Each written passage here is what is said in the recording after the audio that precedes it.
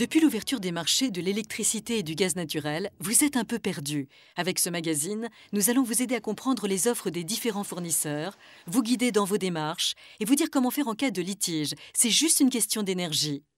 Aujourd'hui, chaque consommateur peut comparer sur le plan national les offres entre plusieurs fournisseurs d'électricité et de gaz naturel. Qu'est-ce que ça change? Tous les consommateurs de gaz et d'électricité ont la possibilité de choisir différents fournisseurs. Ce n'était pas le cas avant, puisqu'ils étaient consommateurs soit d'EDF, soit de GDF. Aujourd'hui, il existe 10 fournisseurs en électricité et 4 en gaz. Ce qui est nouveau, c'est qu'il existe deux types d'offres sur le marché de l'énergie. Il y a deux types d'offres. Il y a les offres en tarifs réglementés dont les prix sont fixés par les pouvoirs publics. Ces offres sont fournies pour ce qui concerne le gaz par GDF Suez et pour ce qui concerne l'électricité par EDF. Pour les offres dites en offre de marché, les prix sont libres comme toute offre de marché et elles sont proposées par l'ensemble des fournisseurs de gaz et d'électricité. En effet, les offres de marché permettent aux consommateurs de choisir entre les différents fournisseurs d'énergie. Mais comment un fournisseur de gaz, par exemple, détermine-t-il ses prix ? Altergaz est un fournisseur de gaz naturel, nouveau sur le marché depuis mi-2007, et a choisi de proposer des offres par rapport aux tarifs réglementés, tout simplement parce que c'est un repère, c'est une référence aujourd'hui. 10 millions de consommateurs de gaz naturel ont ce tarif historique, et donc il nous a paru très simple et transparent de faire une offre qui se présente sous forme d'une remise par rapport aux tarifs réglementés. Désormais, la répartition des rôles entre fournisseurs et gestionnaires de réseau est différente. Le fournisseur d'énergie, c'est avec lui que vous avez un contrat de fourniture d'énergie, c'est à lui que vous payez la consommation de votre énergie et c'est à lui que vous vous adressez pour toute intervention à faire chez vous, une mise en service, un relevé de compteur. C'est à votre fournisseur que vous vous adressez.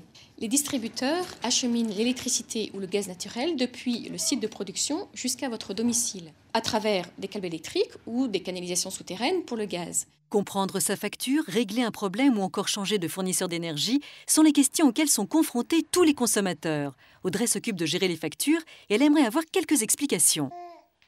Alors voilà, à la maison, c'est moi qui paye les factures d'énergie, notamment d'électricité.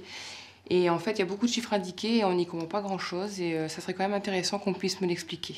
Audrey reçoit Émilie Jodzi qui travaille pour Énergie Info, un site internet indépendant d'information sur l'électricité et le gaz destiné aux consommateurs. La consommation sur votre facture est estimée de deux manières différentes, soit en termes de consommation réelle, soit en termes de consommation estimée. La consommation réelle, c'est celle qui est relevée sur votre compteur par un agent. La consommation estimée est celle qui est basée sur vos consommations passées. La facture peut être en version papier ou numérique. Le consommateur doit en obtenir au minimum une chaque année. Le fournisseur doit délivrer au minimum une facture pour l'année. Peu importe le fournisseur d'énergie, qu'il soit dans le secteur du gaz ou l'électricité, il doit effectivement respecter ces dispositions qui sont, je dirais, informatives lorsque vous recevez votre facture. La facture détaillée peut aussi permettre de comparer ce que propose chacun des fournisseurs. Le site internet Énergie Info a mis en place un outil simple, un comparateur d'offres. Lorsque vous êtes sur le site Énergie Info, vous avez quelques informations rapides à renseigner, telles que votre code postal, par exemple. Quel est votre code postal? 6236.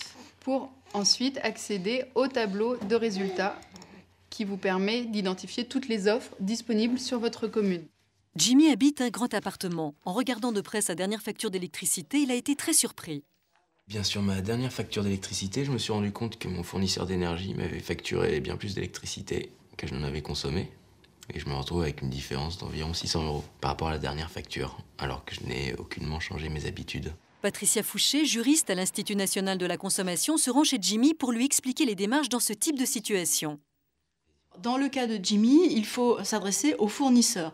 Donc la première chose à faire, c'est de prendre son contrat, sa facture, pour voir ses identifiants. Ensuite, obtenir les coordonnées donc, du service client, le contacter par téléphone. Et si Jimmy n'obtient pas satisfaction par téléphone, il va pouvoir dans un deuxième temps s'adresser par courrier au fournisseur. Il trouvera les coordonnées par exemple du service consommateur également sur sa facture et sur son contrat. Très important, faire une photocopie du courrier avant de l'envoyer et envoyer donc ce courrier en recommandé avec accusé de réception. Cette démarche est absolument nécessaire pour pouvoir se constituer un dossier. Ce dossier servira pour poursuivre ensuite le recours. Aujourd'hui, on peut changer de fournisseur en restant dans le même logement ou à l'occasion d'un déménagement. C'est ce que Guillaume a choisi de faire. Frédéric Offre du site Énergie Info le conseille. Lorsqu'on déménage comme Guillaume, la première chose à faire est de résilier ses contrats de fourniture d'électricité et de gaz naturel avec ses anciens fournisseurs. Pour cela, il faut que Guillaume contacte ses fournisseurs pour leur indiquer qu'il déménage et leur demander de résilier ses contrats le jour de son départ. Au moins 15 jours avant d'emménager, prenez contact avec le fournisseur d'électricité que vous avez choisi pour souscrire un contrat prenant effet à la date de votre emménagement. Changer de fournisseur en restant dans le même logement est encore plus simple. En souscrivant un nouveau contrat, la résiliation de l'ancien est automatique, comme le souligne Catherine Decaux de l'association de consommateurs Famille Rurale. Changer de fournisseur n'est pas une opération compliquée en soi, car le fournisseur que le consommateur souhaite rejoindre s'occupera de toutes les formalités. En revanche, il faut bien préparer ce changement, car il doit être adapté à vos besoins, en particulier par rapport à la puissance qui est nécessaire et aux heures d'utilisation des appareils. Il peut arriver qu'un désaccord survienne entre un fournisseur d'énergie et un consommateur et que sa réclamation ne soit pas entendue. C'est ce qui est arrivé à Nuno Da Silva, qui a reçu une facture injustifiée de 1 300 € à la suite d'un changement de compteur d'électricité. Au vu de cette facture énorme, j'ai contacté le centre d'appel de mon fournisseur d'énergie afin qu'il m'explique à quoi était due cette facture. Je n'ai pas eu de réponse et dès lors, j'ai pris contact avec le médiateur national de l'énergie. J'ai constitué un dossier avec toutes les preuves que j'avais déjà envoyées au préalable à mon fournisseur d'énergie. Le médiateur national de l'énergie informe et conseille le consommateur sur ses droits.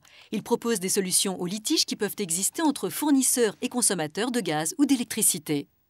En cas de difficulté avec son fournisseur, le consommateur doit d'abord le saisir, si possible par recommandé. Si le consommateur n'obtient pas de réponse dans le délai de 2 mois, ou si cette réponse ne le satisfait pas, il saisit le médiateur national de l'énergie par courrier qui doit être accompagné des factures, des pièces échangées avec le fournisseur, de façon à ce que nos services puissent procéder à une analyse approfondie du dossier. Nous formulons une proposition de solution donc au litige, en fait une recommandation, et celle-ci est adressée aux fournisseurs et aux consommateurs. Mais le fournisseur n'est pas obligé de suivre ces recommandations, même s'il doit rendre des comptes dans un délai de 2 mois. Grâce au médiateur de l'énergie, Nuno Da Silva a pu régler à l'amiable son problème de facture, comme 90% des consommateurs qui font appel à ses services. La recommandation du médiateur était de 100 € plutôt que les 1 300 € demandés avant.